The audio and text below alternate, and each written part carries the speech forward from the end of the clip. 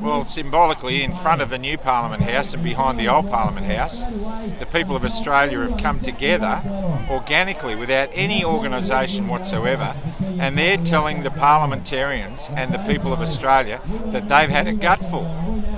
They've had a gutful. There's some things that they want done. They want borders open. They want mandates dropped. They want their jobs back. They want mask mandates dropped. They don't want their kids vaccinated. They want to protect their kids. And they deserve to have their kids protected. And they're here because they're fed up. And they're here because over my shoulder is the Australian War Memorial. And that commemorates the death of 100,000 Australians who died so we wouldn't have to have rallies like this and have conversations like this. And you know, every 25th of April on Anzac Day we stand up and we say, lest we forget. Well, to our politicians and the Australians who are asleep, we forgot. And you forgot. And it's time you started remembering. And look over my shoulder at that war memorial, and that commemorates the men and women who died bravely, young kids who gave up everything so that we could have the freedoms that you guys are stealing from us. And we're done with it, and that's why we're here. Okay, so what are you expecting from this movement? Do you reckon the government will respond, or about your demand? Because I know that you're making a video on Facebook, and right now actually you are an influencer, you could call that, because you've got like 100,000 following you. So what do you think? Look, the whole influencer thing, I really don't sit with that, because I'm not doing this for any other reason than I'm a cranky old Australian and I'm fed up with the way me and my fellow Australians are being treated. And I'm doing this, whatever messages I put out there, is because I want to build a new tribe. I don't want to go back to the old normal. It's stunk back there. The old normal sucks. All we did was look at our mobile phones. We didn't give a toss about anyone in our community. We were self-centred and self-focused. Well, you look around you, Australia. You won't see this on mainstream media, but what you're seeing is a new family of Australians coming together. They don't care what colour skin you've got. They don't care whether you've had a procedure or not. They don't care what your medical status is or not. They're all together and they're standing together, and they're in the trench and I'm in the trench, and that's where I'm going to stay. Okay, so you can hear the amount of support that people that supporting you in here right now in Canberra. So in every protest, like I'm attending a lot of protests, and it seems to be like it doesn't really impact the government that much. So since we were here right now, what are we gonna do today? We're going to keep doing what we do, because every time we do something like this, we wake up one more person. And this would have been over 18 months ago if we had a mainstream media that did its job. Our mainstream media is keeping this going for their own agenda. They're copying our taxpayers' money when we used to pay tax, when we had a salary. They're copying that money to protect the government's agenda. And if mainstream media owned up and did their job, this would all be over today.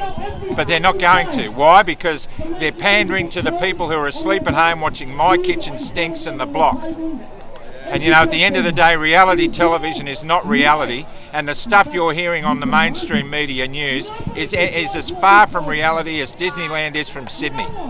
So the sooner we realise that that's how we end it, the better. So we've got to concentrate on building a strong community, a community that loves each other, a community that loves the people who at the moment are hating them, a community that segregates them. We've got to be praying for our politicians. We've got to get God back into our society.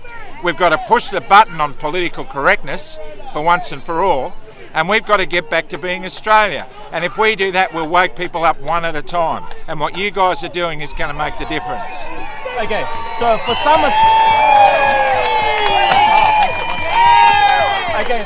some Australian, I think, if I'm not mistaken, today is the first day for our children to go back to school. Yep. Now, what do you think about the 2 weeks rapid test that the school encouraged to all the parents to do this? Well, why don't you take the collective Australian school children's citizenry and put them in padded cells? You know, you've been masking them up, you've got them social distancing, they're not allowed to play with their friends, they're not allowed to do this, they're not allowed to do that.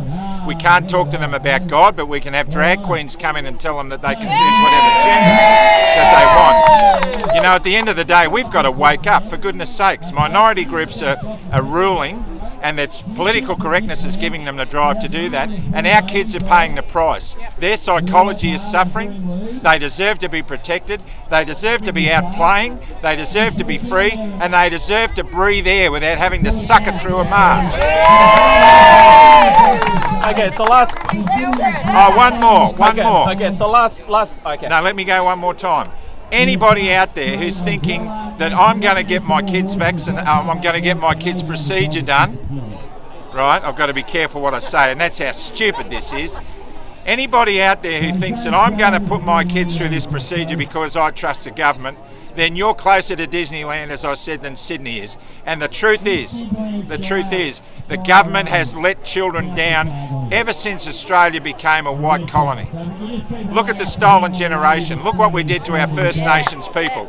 Look at what we've done to children in custody. Look at what we've done to kids being fought over in the family court. Look at what we've done with all the kids who are abused. Look at the Royal Commission into the institutional responses of childhood sexual abuse, and look at all the things that uncovered. And don't tell me you trust the government, because I don't. The only government I trust is the one in heaven. Okay. All right. So last question. If you have any message in case this the government will see this video, and you have any message for the government behind us now? I do. There are a lot of people around who want you sacked, they want you out, they don't believe you deserve to be there. But, you know, let's be realistic. If we sucked everybody out of that building behind us and we were all given a job to take it over, it wouldn't be that easy. But I reckon we'd do a damn sight better than you're doing. But here's the thing, we don't want to take over. We want you to consider the citizenry that you represent. You are public servants. You serve the public. We have a basis of demands that we require. A basis of demands. Open the borders. End the mandates. Get the people's jobs back. Stop threatening to jab the kids. And for goodness sake, let them breathe without breathing through cotton or whatever else it is you put in. If you do that, you'll start to win us back. But if you keep going down the road you're going, you're gone.